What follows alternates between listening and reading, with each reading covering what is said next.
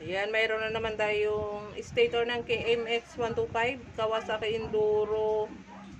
Ayan, ito guys, na-search daw kami nito sa Facebook tsaka YouTube.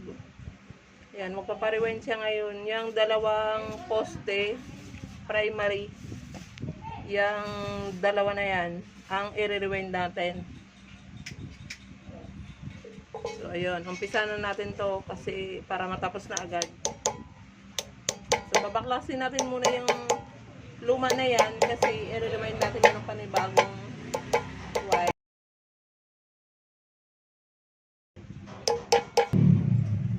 Ayan siya guys, itong dalawa na to, ito yung babaklasin natin, then ito din yung i-rewind natin, ito yung nagpapaandar sa motor.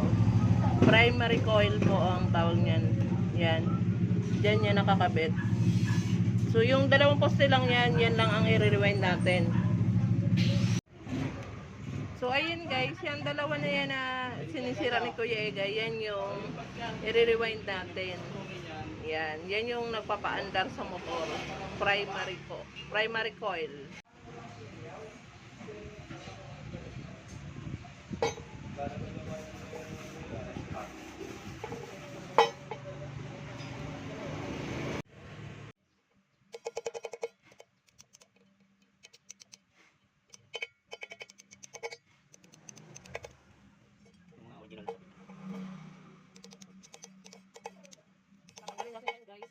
Papalibagwa natin ang sabi niya mga yan.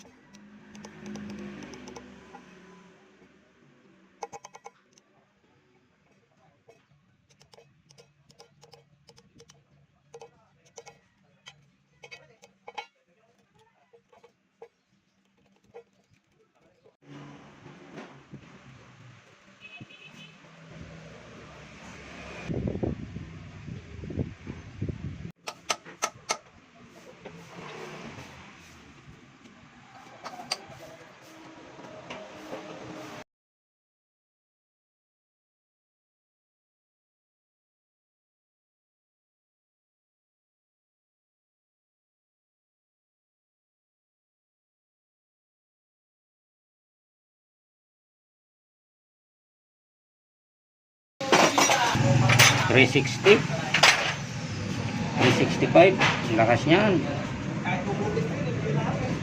Dan KMX 125.